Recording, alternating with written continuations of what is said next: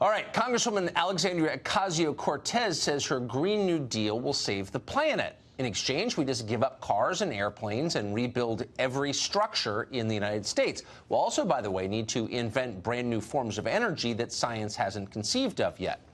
How much will this cost? That's unclear. How will we pay for it? Unknown. Who will make this happen? Well, workers, obviously, though anyone who is, quote, unwilling to work will still get paid by the government. In other words, not all of the details have been ironed out as of tonight, and that's why we're grateful that Robert Hockett is here. He's a law professor at Cornell. He's advising Alexandria Ocasio-Cortez on the Green New Deal, and he joins us. Professor, thanks very much for coming on. So can I just ask the obvious question, why would we ever pay people who are, quote, unwilling to work? We never would, right? And AOC has never said anything like that, right? I think you're referring to some sort of document that some doctored document that somebody other than us has been circulating. Oh, I thought that came right from her. That was in the background or from her office, is my understanding. No. She's actually tweeted it out to laugh at it. If you look at her latest tweets, it seems that apparently some Republicans have put it out there. I don't know the details. Good. Well, then thank you for correcting me. I mean, because it seemed a little ridiculous. Almost as ridiculous as the idea that we're going to build enough light rail to make airplanes unnecessary, which I think actually is from the plan. I don't know where you got that either, Tucker. I actually believe that you're actually on our side about this if you actually read the actual plan, right? There's nothing about getting rid of anything. It's about expanding menu options, right? I mean, there are many, many things we want to be able to do now in addition to what we already do. So where's the airplane disappearance coming from? I'm not really clear on where that originates. Well, I could actually get it for you. This is that would be great. Frequently asked questions released by her office.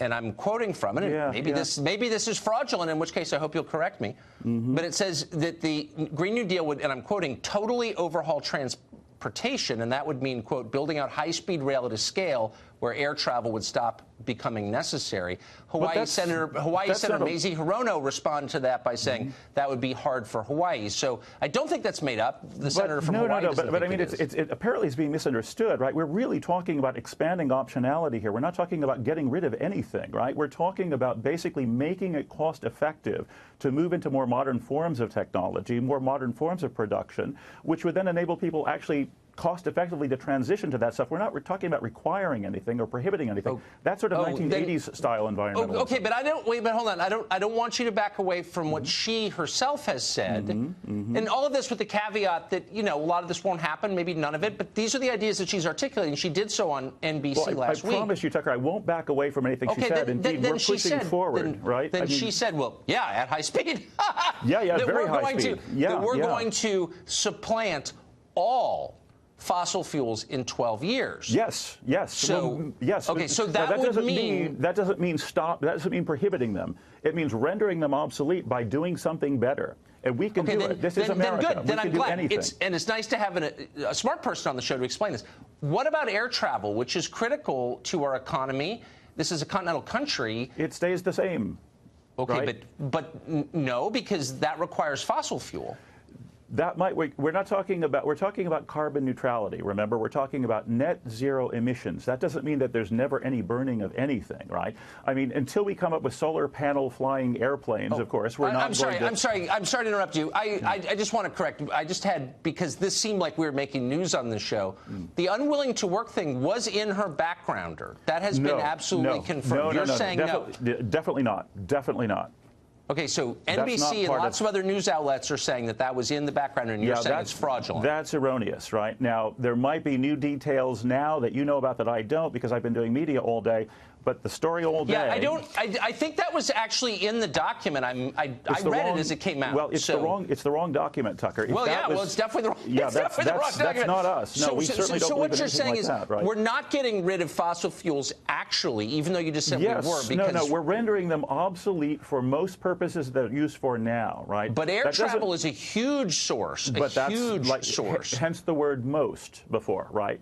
We eliminate them for most purposes for which they're used now. Include cars. So I've got 2 gasoline-powered cars at home. But imagine how much better it's going to be when it's cost-effective to drive electric cars. But that can't be done simply by individuals, right? You have to coordinate. You have to have charging stations everywhere.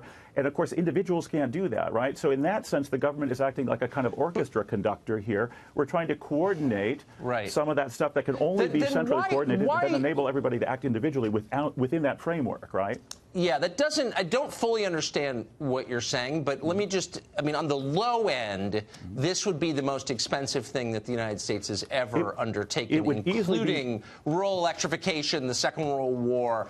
And I'm just kind of wondering, in a country that's got more debt than it has GDP, how would we pay for that? Well, here's the key, right? Remember that we racked up enormous debt to finance the Second World War effort and the New Deal and, of course, the interstate highway system in the 50s. But here's the key point. Here's a takeaway. I want you to remember this. I hope everybody will remember this. Remember that inflation is a relation, right? It's the relation between the quantity of money and the quantity of goods. Now, if the money that you're spending is resulting in the production of a great many more goods, you have no inflation problem. More production absorbs more expenditure.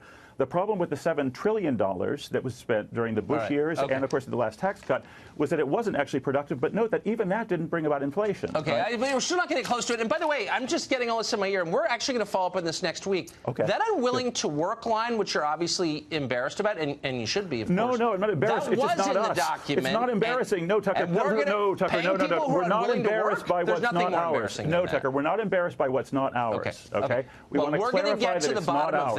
Yes, we are. We're going to prove it one way or the other, and I hope you will come back. I will. Professor, thank you. Thanks so much, Tucker. I'm glad. I'm always grateful when people on the other side come on, including you. Thank you.